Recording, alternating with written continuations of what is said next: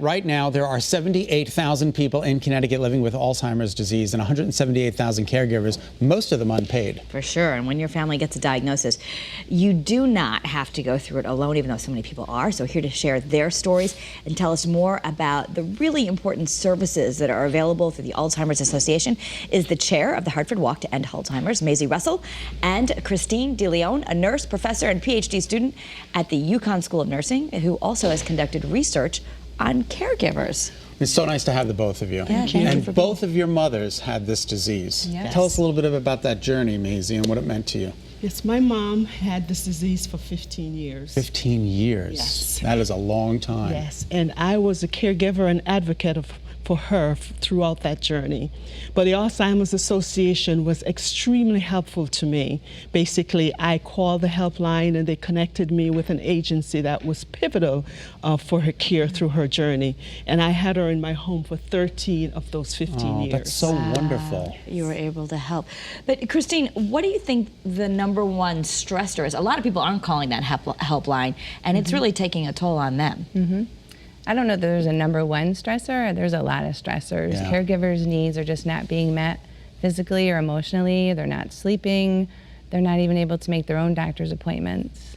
So there's a lot of unmet needs. But it doesn't have to be that way. It doesn't have to be that way. It doesn't. The Alzheimer's Association has so many resources to support caregivers. What are some of the signs? I know, like, you know, I'll forget my car keys, I'll forget my wallet, and I'm like, oh my God, I'm worried. But what are some of the real telltale signs that someone's in trouble? Well, the signs would affect your daily life. Like, you would put your keys in the refrigerator, but you wouldn't remember that later on that you put them in the refrigerator. Normally, we remember where we put them eventually.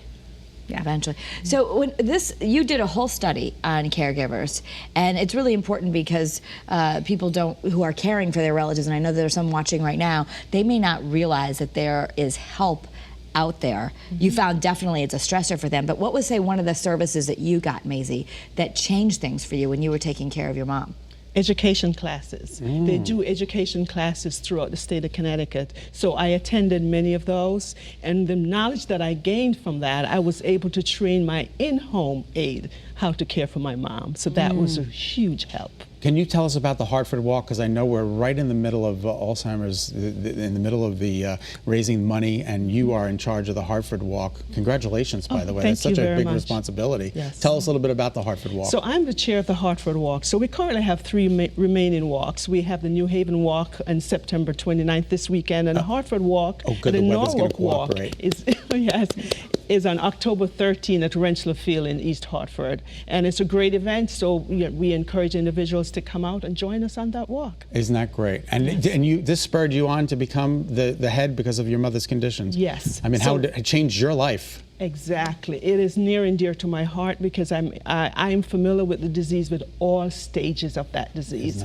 So it's near and dear to my heart. And caregivers who are listening, it's a great walk for them to go because you might actually meet some friends and begin that journey of reaching out for help, which can make such a difference. Yes, that was the first thing I did. Was I went to a walk, and I found that I was just in this place where everybody understood what I was going through. It's a pretty amazing feeling.